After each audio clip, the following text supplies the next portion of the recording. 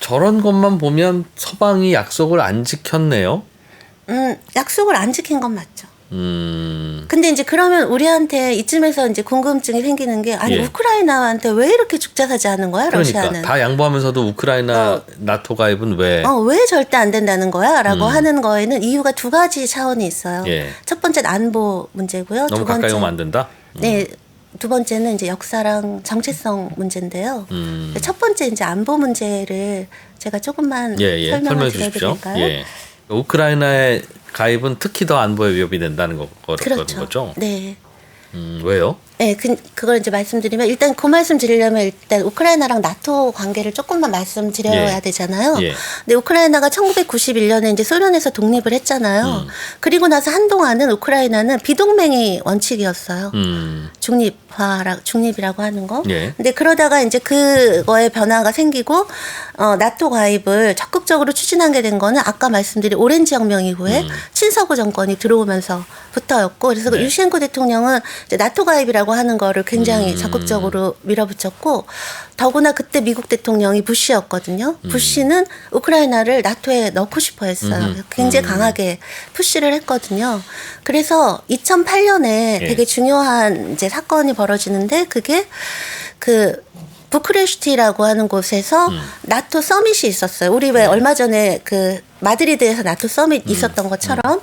근데 거기서 그 나토 서밋 끝나고 선언문 발표하잖아요. 네. 거기에 아예 우크라이나와 조지아는 나토의 회원국이 될 것이다. 라는데 우리 동의한다라고 아예 명기를 해버린 거예요. 와. 그게 이제 2008년이었고 그리고 나서 딱 4달 만에 러시아 조지아 전쟁이 터져버린 거죠. 러시아가 조지아 가입 못하게 친 거예요, 그럼? 아니 조지아를 가입 못하게 쳤다라기보다요. 그건 이제 또 다른 거기도 치릴러 분리주의 공화국이 있거든요. 그거를 조지아가 공교롭게도? 먼저 쳤어요. 그 경우는 러시아가 먼저 친 게 아니라 조지아가 남오세티아 공화국이 거기도 크림이나 이런 돈바스처럼 친러 분리주의 공화국인데 거기를 조지아가 이제 먼저 쳤고. 쳤다가. 근데 이제 그 전에 이제 러시아는 부글부글 하고 있었던 거죠. 조지아, 우크라이나 뭐 나토 회원국 될 것이다 막 이러니까 막 그러고 있던 차에 이제 그렇게 된 거였는데 그때는 러시아가 정말 순식간에 이겨버렸다면서요? 5일 만에 5일 전쟁이라고 보통 얘기를 하거든요. 5일 그렇게 얘기를 하고 예. 이제 그리고 나서 제가 아까 말씀드렸던 2014년에 이제 유로마이단 혁명 일어나고 크림 합병 일어나고 그러면서 또 이제 친서구 정권이 들어왔고 들어오고. 또 우크라이나 입장에선 크림 합병을 뻔히 봤으니까 두렵겠죠. 그렇죠. 그러니까 이제 이때부터는 정말 나토 가입이라고 하는 거를 굉장히 강하게 밀어붙여서 2017년에는 심지어 이 나토 가입이라고 하는 걸 입법화까지 추진을 해갔고요. 2019년에 헌법을 고쳐요.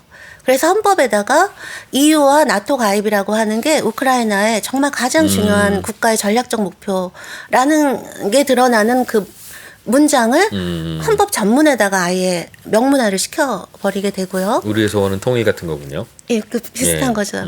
예. 그 다음에에서 이제 우리가 유럽적 정체성을 갖고 있고 EU와 나토로 가는 노선은 불가역적이다라고 헌법에다가 명문화를 시켜요. 그리고 이제 젤렌스키가 19년에 대통령이 됐잖아요. 네. 그리고 나서 젤렌스키도 이제 새로운 그 우크라이나 국가안보 전략의 핵심은 나토와의 파트너십 발전이다. 이제 그렇게 얘기를 하고. 근데 이제 무엇보다 중요한 거는요. 특히 그 크림 합병 이후부터 우크라이나 군 현대화 작업을 대대적으로 시작을 하는데요. 내전 막 있고 하니까. 네. 그러니까 그걸 주도한 게 미국과 나토였어요. 그래서 미국이랑 나토가 무기, 장비 되고요. 그다음에 우크라이나에 예. 그 이후로 미국이 거의 한 20억 불 정도 군사 에이드, 그러니까 그 안보 에이드 같은 것들 제공하고 그다음에 막 교관들 훈련시키고, 우크라이나 군 체계를 나토 표준이랑 이제 일치시키고, 네. 그다음에 대규모 군사 합동훈련 같은 거 하게 되고요. 그다음에 그 여러 군사 인프라, 그러니까 흑해 무슨 해군 작전센터 막 이런 식의 이제 그런 것들을 막 하게 돼요. 그러니까 이제 사실 이렇게 얘기를 하거든요. 그 당시에 우크라이나는 나토에 없었는지 몰라도 나토는 우크라이나에 있었다라고 얘기를 할 정도예요. 이제 그걸 이렇게 이제 푸틴이 지켜보면서 이제 푸틴의 그 주장은 뭐냐면요. 아, 맞다. 어느 나라든지 자기의 군사 동맹을 선택할 권리가 있다. 그건 분명하다. 네. 하지만 안보 불가분의 원칙이라는 게 있다. 이거 너네 유럽이 먼저 얘기한 거 아니냐. 그 안보 불가분의 원칙이 불가분성이라는 게 뭐냐면요. 자국 안보를 위해서 타국 안보를 희생시켜서는 안 된다라고 하는 거거든요. 예, 예. 근데 러시아 입장에서는 우크라이나 나토 가입이라고 하는 거는 러시아에겐 실존적 위협이라는 거예요. 그러니까 자국 안보를 위해서 타국 안보를 위협하지 말라라는 거에 준하면 예. 우크라이나가 우크라이나가 나토에 가입하는 거는 러시아 타국 입장에서는 목에 칼을 이건 푸틴이 직접 쓴 표현인데요. 우크라이나가 나토 가입하는 건 러시아 목에 칼을 들이대는 거나 마찬가지다라고 얘기를 해요. 그래서 다 제쳐두고 예를 한번 이제 들어보는 거죠. 푸틴이. 만약에 이제 지금 아까 군 현대화가 막 나토 이루어졌다 그랬잖아요. 그래서 그렇게 개발된 군사 인프라가 만약에 우크라이나가 나토에 가입을 해서 그게 만약에 나토 기지화가 되고 거기에 여러 타격 시스템이 배치가 되면 우크라이나에서 모스크바까지 예를 들면은 탄도미사일 같은 경우는 7분에서 8분이면 도착한다라는 거예요. 그다음에 극초음속은 없지만 그 경우는 4, 5분이면 도달하기 온다. 때문에 그것이 주는 위협은 단지 이 러시아가 엄청 넓잖아요. 유럽 파트뿐만 아니라 우랄 산맥 너머까지도 그 위협의 준다. 영향권 안에 있다라고 이제 주장을 하는 거죠. 그걸 것 같아요. 우크라이나에 오면 신경 쓰일 것 같은데 만약 그렇게 한다면 우크라이나 아니라 우크라이나에 제일 깊숙이 가 있는 에스토니아나 저 8번이 어딥니까? 로마니아 같은 곳에 뭐 거기도 미사일 놓으면 뭐 9분 안에 올 것 같은데요. 네, 근데 이제 제가 말씀드렸듯이 안보 문제도 있고 또 하나 문제가 있다 그랬잖아요. 어떤 정체성, 역사 문제. 네, 그 부분까지 설명을 해야 이게 이제 그렇죠. 총체적으로 이해되는데 왜 러시아는 우크라이나에 그렇게 예민한가? 네, 근데 그 전에 이제 제가 하나만 더 말씀드리고 싶은 게 사실 이제 그 우크라이나가 나토 가입하면 러시아에 너무 위험하다라고 하는 그 푸틴의 주장이요. 러시아만의 주장만은 사실 아니에요.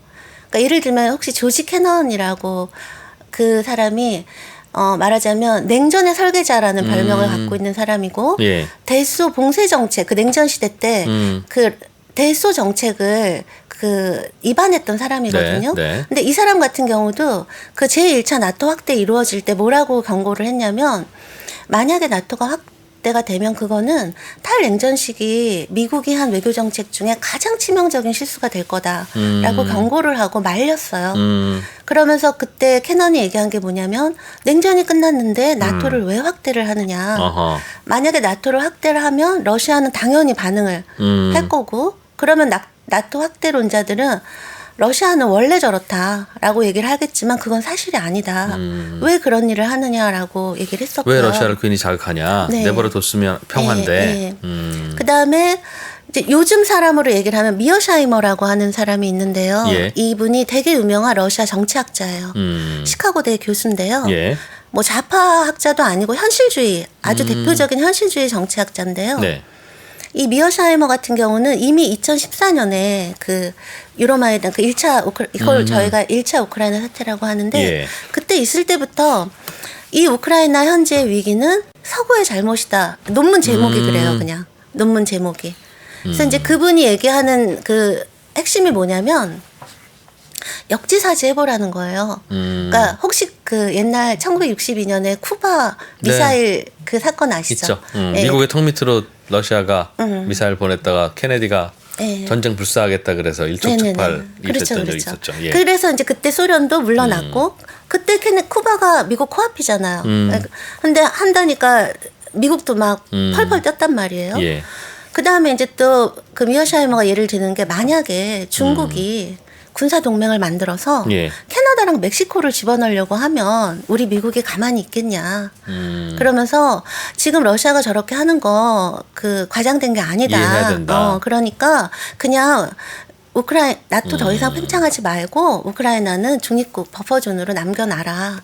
이제 그렇게 얘기를 했고 실제로 이 미어샤이머는 전쟁이 이제 나고 나서도 똑같은 그 입장을 유지를 하고 있어요. 그래서 사실 제가 이렇게 보여드리는 이게 뭐냐면 이게 전쟁 나고 나서 러시아 국방부에서 외무부에서 한 건데요. 네. 이게 그 미어샤이머가 쓴 논문이에요. 그러니까 이 봐라, 우리가 주장하는 게 우리만 주장하는 게 아니라 니네 학자도 그러잖아. 이러면서 약간 이제 자기들을 정당화하기 아하. 위해서 이렇게 트윗까지 할 정도로 사실 유명한 이제 학자고 글이고 하거든요. 네.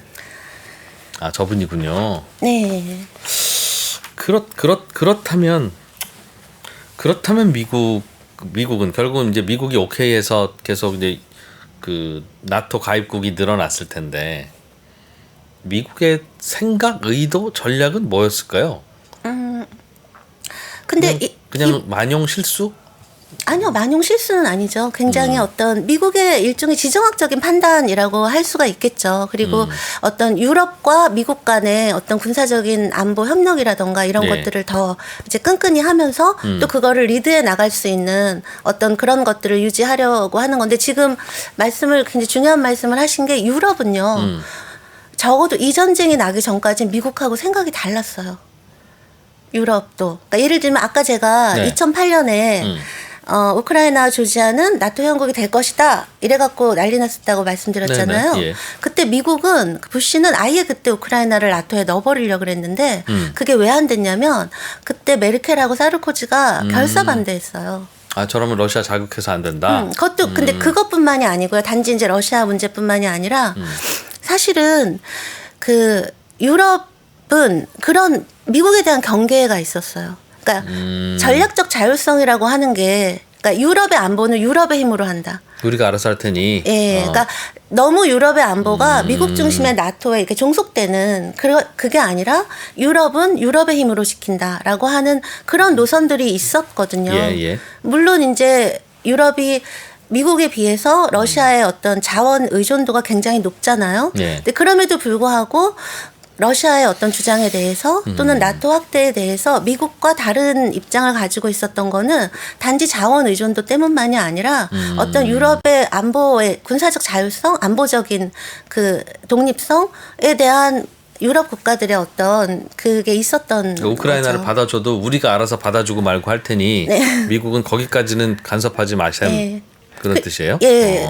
그러니까 어쨌든 유럽의 안보는 우리의 힘으로 하겠다라고 하는 게 컸기 때문에 사실은 크림 합병이 있은 후에도 예. 이 전략적 자율성, 그다음 나토 확대에 대한 경계, 아. 뭐 이런 것들은 유럽의 기본적인 어떤 그 기조랄까요? 그럼 유럽 국가들도 반대해. 러시아도 싫어해. 그런데 굳이 미국은 그렇게 해서 러시아 입장에서는 불편한 그 나토 가입국들을 확대해서 얻을 게 뭐예요? 그러니까 말하자면 미국이요, 뭐 중동이나 이런 곳에서도 여러 가지 뭐 민주화라든가 색깔혁명이라든가 이런 것들을 많이 이제 지원하고 예. 했잖아요. 그런 거하고 같은 맥락이라고 그냥 할 수 있겠죠. 확장 본능인 것 같다. 그다음에 사실 그 트럼프 이전까지만 하더라도 미국이 어떤 뭐랄까요, 세계의 큰 형님, 어떤 경찰 국가로서 어떤 그런 그 위치. 뭐 이런 유럽에서도 그걸 갖고 싶었다. 일종의 이제 패권이랄까요. 그 다음에 이제 어떤 러시아에 대한 견제라고 하는 거는 가장 이제 기본적으로 미국에 필요한 거이기도 했을 거고요. 그 여러 국가들이 나토에 가입하지 않은 상황에서 혹시 러시아가 침공할 수도 있잖아요. 우크라이나 침공하듯이 나토 가입이 안 돼 있었다면 뭐 에스토니아 등등에 그러면 유럽 국가들이 자동 개입이 안 되지 않습니까? 나토 네네. 회원국이 아니면. 네.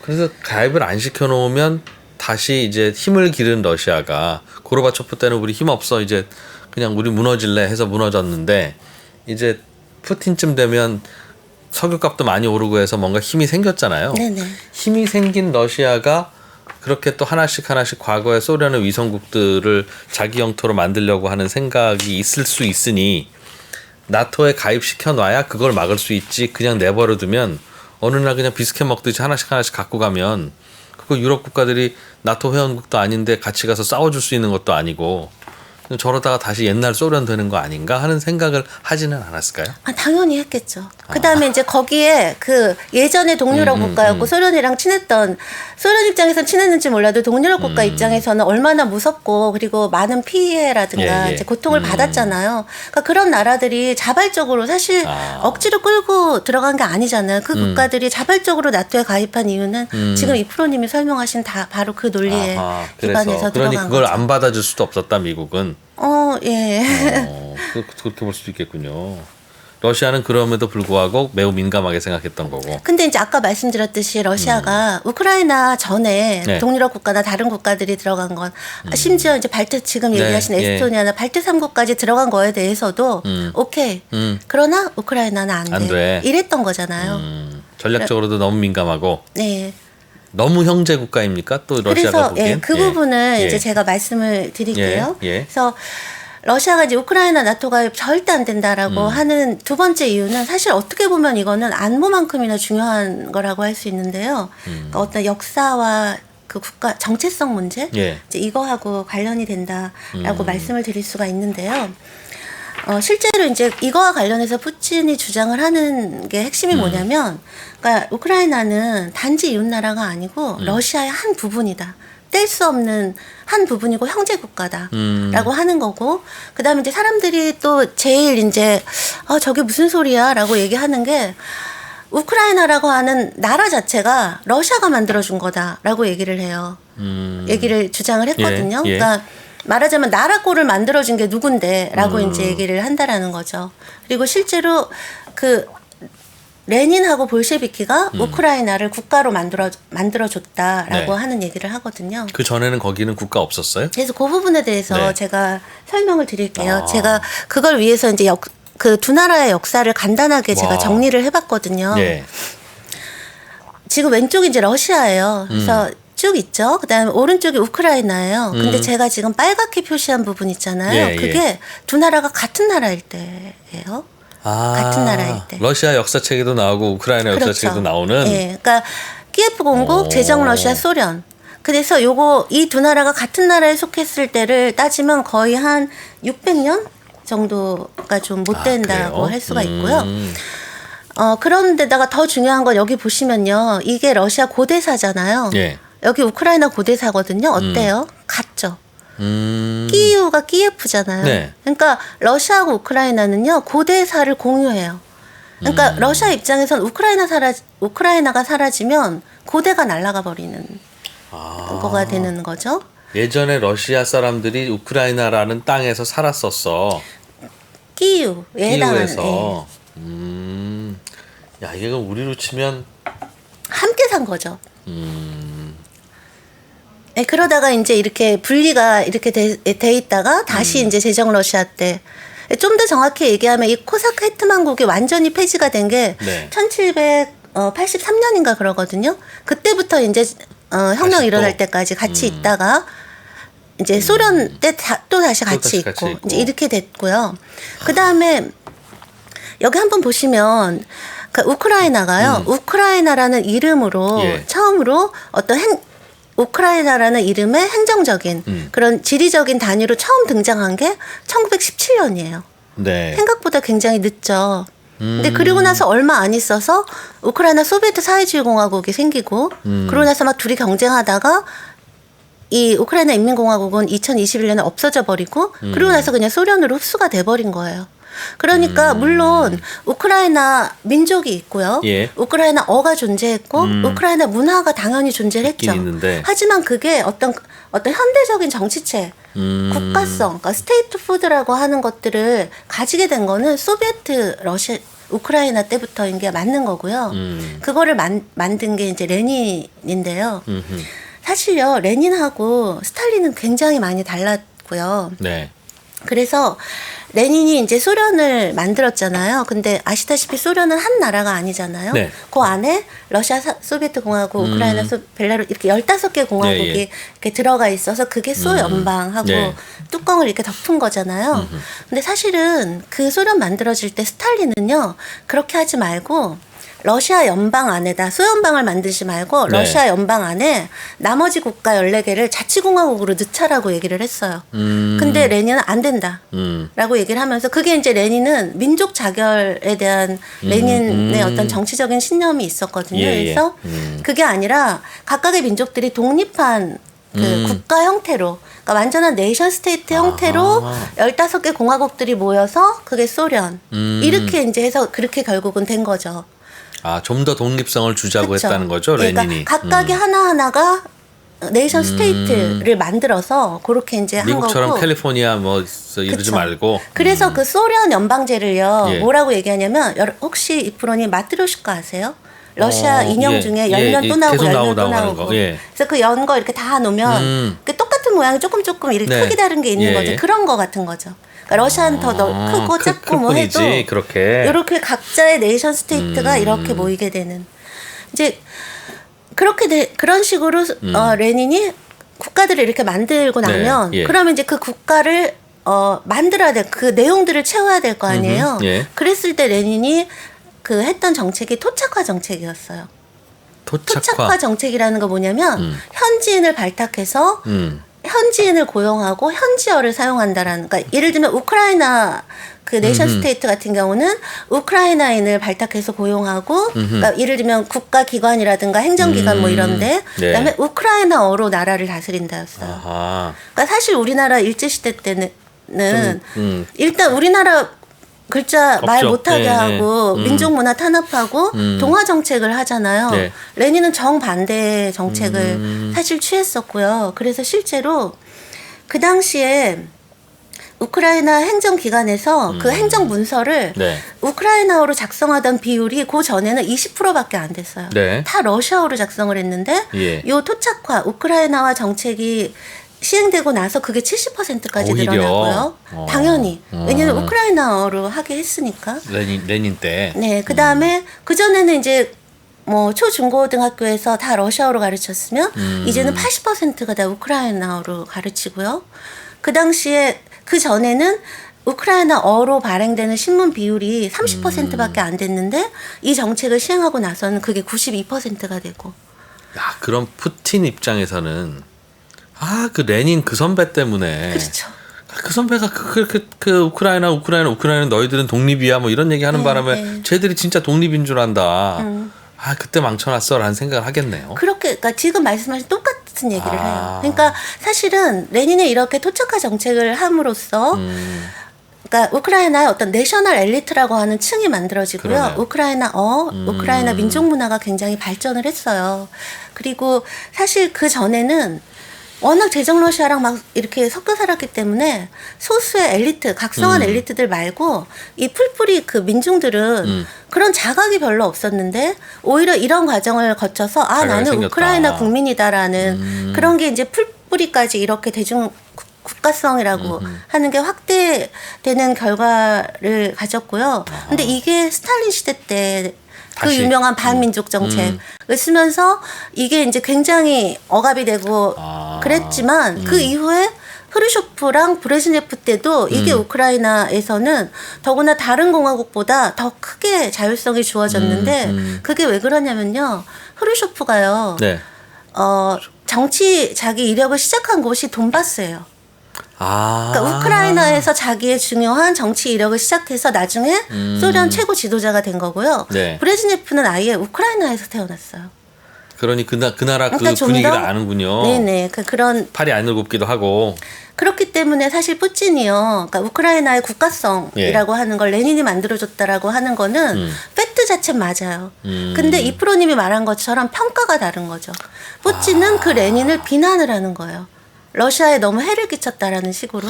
근데 그건 아니죠. 레닌은 해야 할 일을 한 거고 그게 당연한 거고 그걸 비난하는 푸틴이 잘못된 거죠.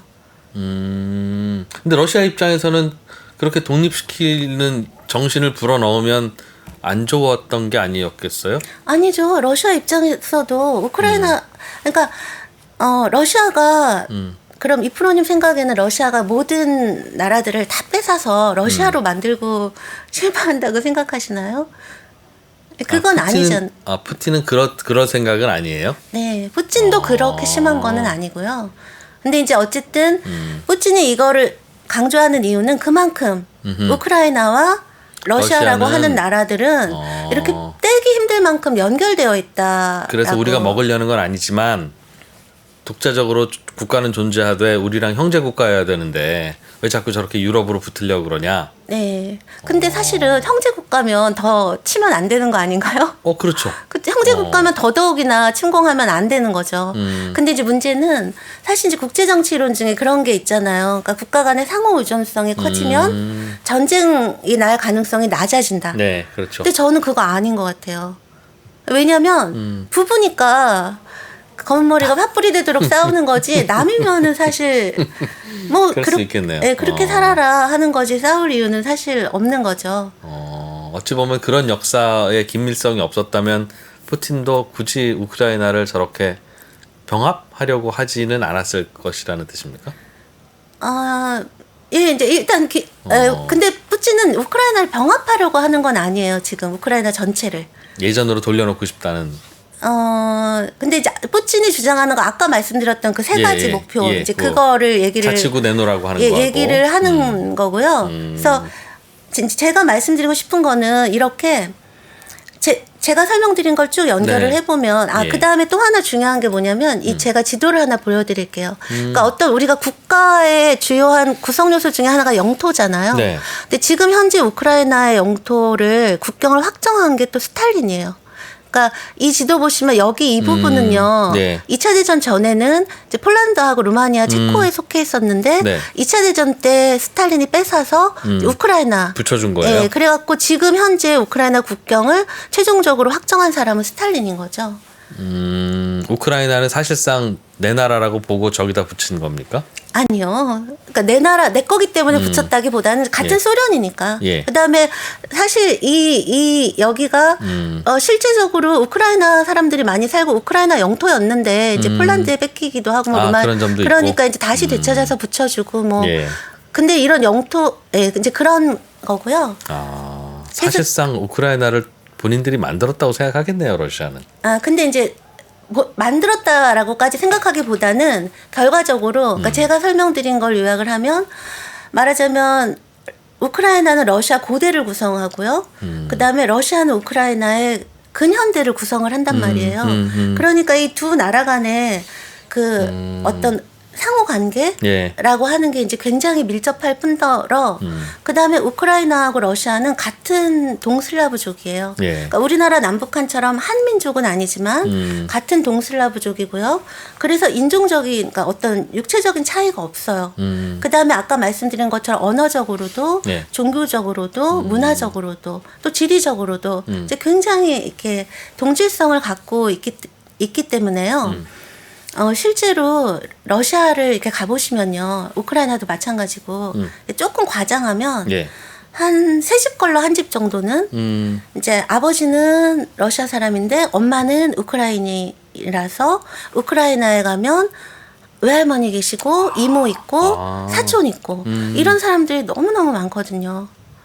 그런 식으로 이 두 나라가 이제 굉장히 밀접하게 이제 연결이 되어 있다라고 말씀드릴 수가 있는데 예. 이제 그럼에도 불구하고 이렇게 두 나라가 굉장히 오랜 기간 역사들을 공유해 온 게 특히 우크라이나 입장에서는 뭐 러시아가 제국의 같은 인민, 소비에트의 뭐 같은 그 연대 뭐 이런 걸 얘기한다 하더라도 우크라이나 입장에서는 굉장히 큰 상처고 트라우마의 기억이기도 했어요. 그래서 제일 대표적인 게 그 홀로도모르라고 하는 게 있거든요. 그게 뭐냐면 1932년에서 33년 사이에 우크라이나인이 250만에서 350만 사이가 굶어 죽었어요. 그러니까 대기근이 벌어졌는데 그 당시 인구가 3천만 정도였으면 인구의 10분의 1이 이제 아사를 한 건 엄청난 참사죠. 근데 사실은 이제 이거를 이제 우크라이나의 입장에서는 그러니까 스탈린 당시였는데 스탈린이 우크라이나인을 아예 그 절멸시키기 위한 아주 고의적인 제노사이드였다라고 이제 얘기를 하는 사람도 있긴 한데 그렇게까지 얘기할 수는 없는 게 왜냐면 비슷한 시기에 러시아 남부, 일단 멀리는 카자흐스탄에서도 그런 대량 아사 사건들이 일어났거든요. 그러니까 그거를 되게 의도적인 제노사이드라고 얘기할 수는 없지만 그게 인재, 그러니까 스탈린의 강제적인 농업 집단화와 네. 그다음에 그 강력한 산업화 정책이 낳은 인재라고 하는 거는 변명의 여지가 없는 거라고 얘기될 수 있고요. 그러면 그 사건이 일부러 식량 가져가서 안 보낸 게 아니라 네. 어쩌다가 그렇게 된 거예요? 러시아 남부에도 그런 일이 벌어졌다면? 그러니까 그게 일단 이제 그 당시 스탈린이 농업 집단 농장 같은 거 만들 때, 근데 아까 말씀드렸듯이 우크라이나는 되게 비옥한 토지가 네. 있어서 이제 농부들이 땅에 대한 어떤 애착 같은 것도 되게 크고 그랬단 말이에요. 그럼 사실 집단 농장 하는 거 좀 싫을 거 아니에요. 그렇죠. 그래서 이제 거기에 대한 약간 이제 반발 같은 게 있었고, 거기에 대해서 이제 스탈린이 소비에트의 정책을 따르지 않는 예를 들면 반동, 그러니까 꿀락이라고 하는데 그런 식으로 굉장히 이제 탄압을 했어요.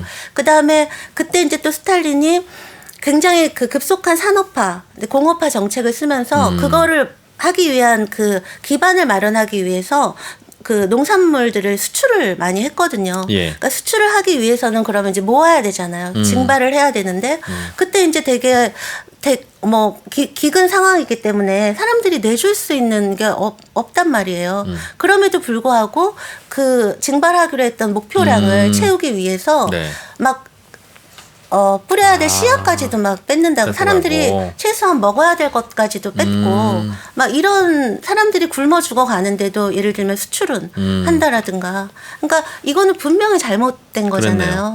그랬기 때문에 이거는 그 정말 뭐 제노사이드까지는 아니라 하더라도 이거는 스탈린에 의한 막을 수 있었던 대량 참사였다라는 데는 그 이론의 여지가 없는 것 같고요. 정신없었군요, 정말. 네, 그래서 실제 이게 그 우크라이나 국민에게 당연히 너무나 큰 상처로 남았을 거. 그래서 지금 제가 보여드리는 이 사진은 뭐예요? 이 사진이 키이우에 가면 그 이 홀로도모르 기념 박물관이 있어요. 기념관이 그 기념관에 우리나라 말하면 소녀상 비슷하게 이 홀로도모르를 겪은 소녀의 상입니까? 예, 그 상징하는 어떤 아이고. 소녀상이고요. 이 뒤에 보면 큰 양초 모양의 건물 보이시죠? 그래서 이 홀로도모르 기념일 되면 이제 우크라이나 국민들이 다 초를 이렇게 켜서 이제 그때 그 희생당한 분들을 추모하고 그때 생각하는. 근데 굉장히 이렇게 아이러니한 게 뭐냐면요. 이렇게 이제 우크라이나가 그 소련에 함께 있었던 거로 인해서 너무나 큰 그 비극을 겪었잖아요. 근데 되게 이제 아이러니한 거는 또 그 스탈린의 홀로도모르를 낳은 농업 집단화와 급속한 산업화, 공업화 정책의 최대 수혜지가 또 우크라이나예요. 그 중에서도 돈바스. 그건 또 왜 그래요? 왜? 그러니까 그 우크라이나의 돈바스 지역을 소련이 그러니까 가장 그 소련 전체 공업화의 어떤 상징으로 삼아서 거기를 굉장히 많은 투자 뭐 이런 걸 통해서 급속하게 개발을 시켰고요. 그래서 그 드니프르 강의 대규모 댐, 대규모 수력발전소, 초대형 수력발전소 같은 게 말하자면 소련 공업화의 상징 같은 존재였고요. 그래서 이게 사실은 그거 아시죠? 그러니까 소련 해체되고 나서 우크라이나가 세계 3위의 핵강국이었던 거. 핵무기가 다 거기 있었다면서요? 그 이유가 뭐냐면 소련 최대의 군산복합체가 바로 거기 우크라이나에 있었기 때문이었던 거죠. 그래서 사실은 저희가 이제 북핵 문제랑 얘기를 하면서 우크라이나가 그때 1994년에 안전 보장 받고 경제 발전 지원 받는 대신에 핵 포기했잖아요. 부다페스트 양해각서라고 하는.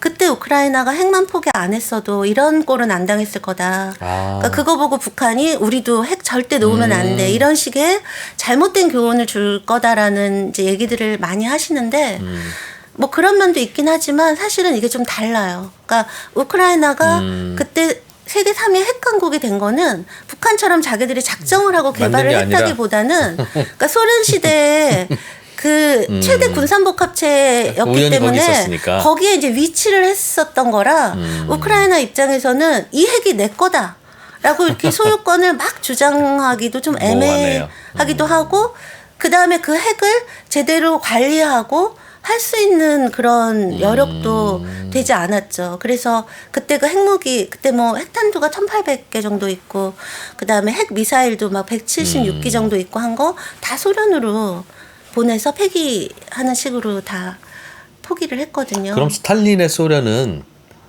우크라이나를 그냥 자기네 영토라고 생각했나 봐요. 그러니까 핵시설을 거기다 놓고. 그러니까 주냐고. 소련이라고 하는 그런 큰 거죠? 범위 내에서의 이제 하나였던 거고, 특히 이제 우크라이나는 너네가 남이냐라고 그렇지. 하는 특히, 게 이제 특히 더 있었던 거죠.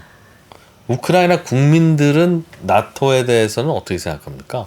사실 이제 저희가 지금 생각할 때는 우크라이나 국민 나토 가입 엄청 바랄 것 같아요. 지금은 당연히 예, 예. 바랄 거고, 옛날에는 어땠을까요? 전쟁 전에? 네. 어땠을 것 같으세요? 전쟁 전에도 바랬을 것 같은데요? 네, 그래서 제가 이 그래프를 보여드릴게요. 이게 전쟁 전에 네. 우크라이나에서 이제 대대적으로 설문조사를 했어요. 2002년부터. 네, 그러니까 예. 이 우크라이나가 나토하고 협력 차원이 아니라 나토 가입을 처음으로 얘기한 게 여기 이 사람 보이시죠? 예. 이게 우크라이나 2대 대통령인 쿠치마 대통령인데요. 2002년 이 대통령 때부터였거든요. 네, 네. 그래서 2002년부터 2021년까지 2021년이 우크라이나 독립한 지 30주년 네. 되는 해라. 그걸 기념해서 우크라이나 국민들이 나토에 대한 태도가 어떻게 변해왔지 하고 한번 쫙 추적을 해본 거예요. 네. 지금 이 보라색 선이 분홍색. 네, 분홍색 선이 찬성일까요? 반대일까요? 아, 정말 러시아어를 하나도 모르니. 예, 이거 우크라이나어예요. 우크라이나어예요? 네, 이게 반대예요. 예, N으로 시작하니까 no인 것 같습니다. N이 어디 있죠? 저 N 아닌가요? N 아닌데 여기 이게 자고요. 프로찌라고 하는 게 반대고요. 자가 찬성이에요. 저 알파벳 N하고 똑같이 생겼는데. N이요? 저 보라색, 분홍색. 이게요 네. 대문자예요. 그래서 이게 그렇습니까? 영어 알파벳으로는 P에 해당하는 거예요. 두 번 그래서 틀려서 맞췄군요. 예, 위에가 자, 찬성, 그 아래 분홍색이 프로치, 이게 반대고요. 네. 밑에 스클라드나 스카자치는 말하기 좀 어렵다. 응답 곤란 뭐 이 정도로 생각하시면 되는데요. 그래서 이제 보시면 처음에 2002년에는 반대네요, 반대. 아니 처음 2002년에는 반대하고 찬성이 똑같이 비슷했다가, 출발해요. 32%로. 예. 하지만 일정 기간 동안은 반대가 압도적으로 높았고요. 그러다가 이게 지금 역전되죠. 요게 2013년. 언제냐면 크림 합병 있고 나서 아. 처음으로 나토 가입 찬성이 반대보다 높아지게 돼요. 반러시아 정서네요. 네, 근데 이제 그 직전까지만 하더라도요. 지금 찬성하고 반대 비율이 16대 67이니까 3배가 넘어요. 그러니까 압도적으로 반대가 많았다라고 하는 거죠. 그랬는데 크림 합병이 있고 나서 이제 나토 가입해야 된다라고 하는 게 처음으로 나토 가입하면 안 된다보다 높아지긴 했지만 그럼에도 불구하고 이게 지금 48%거든요. 예. 그게 지금 전쟁 직전까지 더 낮아지다가 2021년에 48%로 쭉 유지가 되고 있어요. 근데 우리가 크림 합병이 갖고 있는 사건성을 염두에 두면 이 생각보다는 되게 48%는 낮은 거죠. 그러니까 국민 과반수가 안 되는 안 거니까. 되는 거니까. 예, 그랬는데 이게 전쟁 있고 나서거든요. 네. 이게 지금 2022년 6월 달이에요.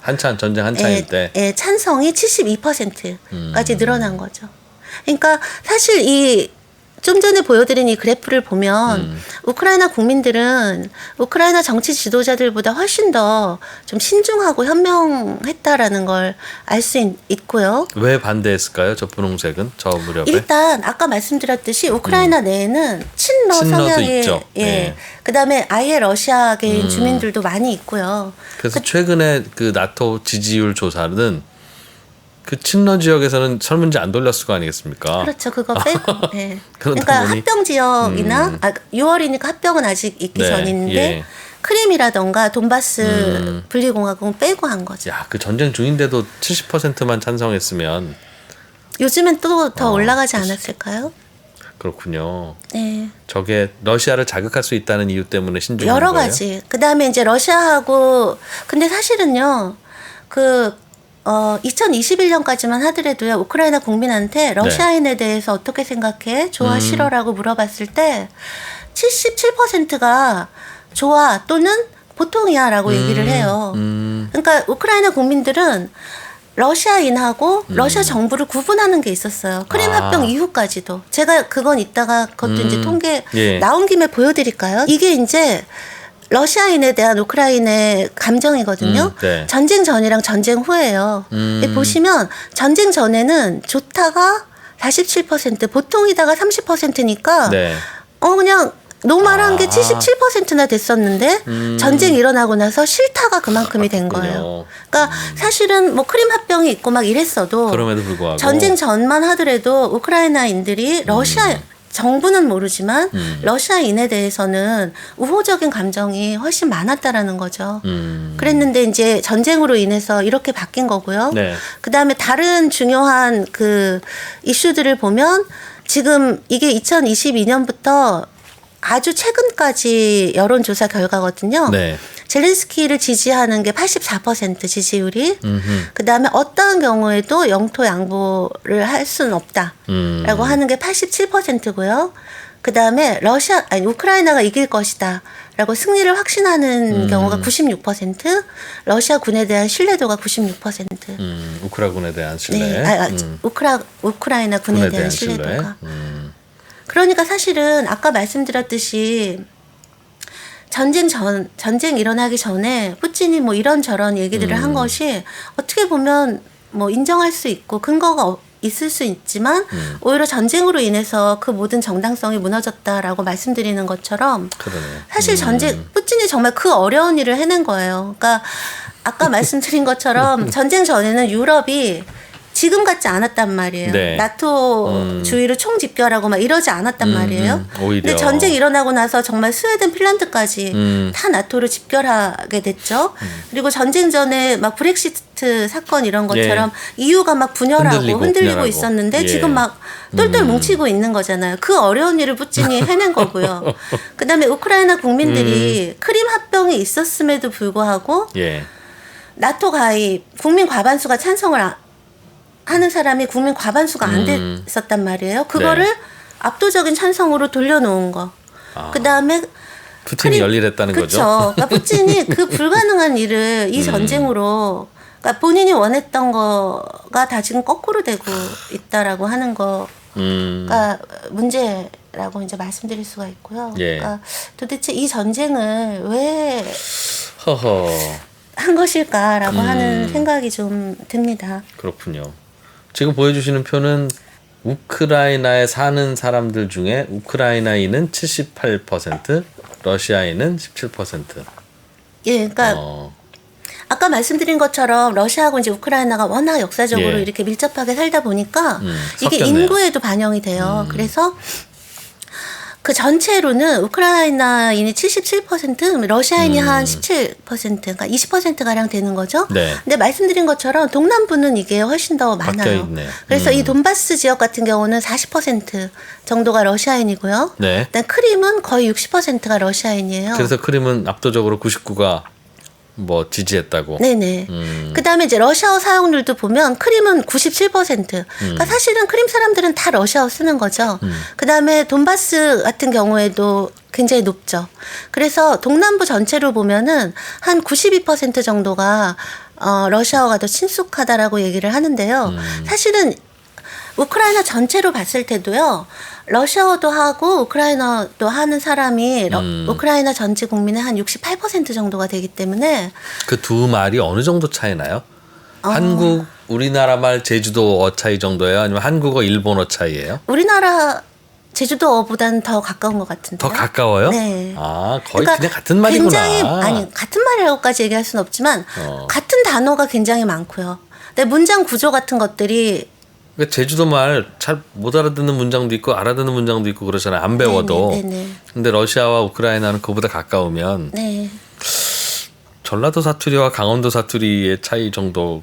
네. 그보다는 멀어요? 예, 근데 아무튼 예. 굉장히 많은 단어들을 같이 쓰고요. 그렇겠죠. 그러니까 예를 들면 이프로님 젤렌스키가 러시아어가 네이티브인 거 혹시 아세요? 아, 그래요? 네, 그러니까 실제로 우크라이나는요, 국어는 당연히 우크라이나어지만 사실상 이중 언어 상태라고 말씀드릴 수가 있고요. 그래서 젤렌스키 같은 경우도 러시아어를 네이티브로 구사를 하는 사람이에요. 그래서 실제로 전쟁 그때 젤렌스키가 러시아 국민 상대로 평화 호소하는 연설을 했잖아요. 예, 예. 그때 유창한 러시아어로 연설을 했거든요. 우크라이나 국민들 상대로? 아니 러시아 국민들 상대로. 연설을 하는데 예. 우크라이나 대통령이 정말 유창한 러시아어로 이거는 러시아랑 우크라이나 관계 아니면 있을 수 불가능, 없는. 있을 수 없는. 그러니까 부모로부터 거죠. 러시아어를 그냥 배우고 그렇게 자라서 그렇게 됐다는 거죠. 네, 그러니까 아까 말씀드린 것처럼 섞여 사니까. 예. 그리고 워낙에 이제 그다음에 우크라이나에 우크라이나인하고 러시아인만 있는 게 아니라 다른 소수민족들도 있거든요. 그럴 경우에 그 소수민족 사이에 소통어는 러시아어. 그럴 그래서 수 있겠죠. 예, 방송 같은 것도 이제 전쟁 전에는 러시아어로만 하는 방송들 이런 것들. 저희가 태어나서 두 가지 언어를 사용해 본 경험이 없어서 네네. 이게 어떤 느낌일까 싶긴 한데 네. 뭐 그럴 수 있겠네요. 예. 그래서 실제로 그 젤렌스키랑 푸틴이 이름도 같은 거 아시죠? 몰라요. 저는 웬만하면 모릅니다. 설명해 주셔야 돼요. 네, 그러니까 푸틴이 네. 블라지미르 푸틴이고요. 예. 젤렌스키가 볼로디미르 젤렌스키거든요. 아, 그게 그거예요? 블라지미르하고 볼로디미르는 읽는 법이 약간 다른 거고 같은 이름이에요. 그러니까 블라지미르라고 하는 건 러시아에서 굉장히 흔한 이름이거든요. 그래서 말하자면 우리나라 한 뭐 철수 영희할 때 철수 정도로 흔한 이름이거든요. 네. 그러니까 지금 같은 이름을 가지고 있는 그 두 사람이 이제 싸우고 그런 있는, 거예요? 예, 거라고. 이름은 같고 성만 다른. 그러니까 보통 외국은 우리가 이름이라고 하는 게 다 성이잖아요. 그렇죠. 뭐 클린턴, 네. 뭐 바이든 이렇게 그런 성이구나. 의미에서. 그래서 계속 푸찐이라고 발음하시는데. 죄송한 제가 러시아 발음이 푸틴이거든요. 그게 제가 입에 익어갖고. 그래서 러시아 원어 그대로 하면 푸틴인데요. 우리나라로 하면 이제 푸틴 이렇게 되는 거죠. 러시아는 그럼 T 발음을 잘 안 합니까? 그게 국외음화가 돼요. 그래서 푸틴 이렇게 되는 거예요. 그렇게 발음된다. 국외음화가 돼갖고. T 발음을 불편해서 안 하는군요. 그러니까 블라디미르도 블라지미르 이렇게 국외음화가 되는 거거든요. 그렇게 돼서. 네. 그래서 저도 상트페테르부르크 거기 갔더니 그쪽 현지인들은 빼제르부르크라고 하시더군요. 네, 네, 네. 이름 되게 잘 기억하시네요. 길어서. 국외음화가 저절로 되는군요. 네네. 그래서 이제 약간 이게 발음이 알겠습니다. 예. 다른 게 있는데요. 그래서 우크라이나 국민들도 나토 가입을 적극적으로 원하는 건 아니었다. 근데 그런 그거를 분위기였다. 이 전쟁이 이제 뒤집어 바꿔놨다는 거죠. 라고 말씀드릴 수가 있고, 그러니까 이런 식으로 그래서 이제 제가 지도를 또 하나 보여드리면 이게 언어 지도거든요. 아까 서북부 동남부 쫙 갈린 거 네. 보셨죠? 언어도 이런 거예요.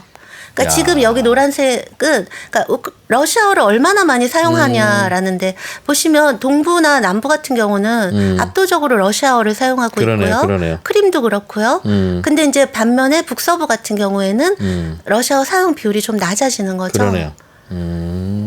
그래서 실제로 아까 제가 말씀드린 것처럼 그 유로마이단 혁명이 일어나고 나서 친서구 임시정부가 세워졌을 때 그 정부가 제일 먼저 한 조치가 러시아의 공용 언어법을 개정을 해서 그러니까 그 당시 우크라이나에서는 주민 10% 이상이 러시아어를 사용하면 그 러시아어를 그 지방의 공용어로 그러니까 예를 들면 학교나 뭐 네. 공공기관에 쓸 수 있도록 그러니까 그거를 없애는 그런 거 이제 발표를 하고 나서 안 그래도 러시아 친러 지역의 주민들이 되게 불안해하고 있었는데 아이고 이러면서 우리는 우크라이나에서 못 살겠다라고 일종의 트리거 역할이라고 할까요? 네. 이제 그러면서 크림에서 주민들이 이제 우리는 분리 독립해서 러시아로 가겠다 이런 투표를 이제 하게 된 것도 이런 언어적인 것까지 다 이해를 그렇겠네요. 해야만 저희가 납득을 할 수 있는 거죠. 그럴 때 우크라이나는 그래 러시아로 가세요 그랬어요? 아니요, 당연히 아니죠. 그래서 제가 그 부분을 이제 예. 말씀을 드리면요.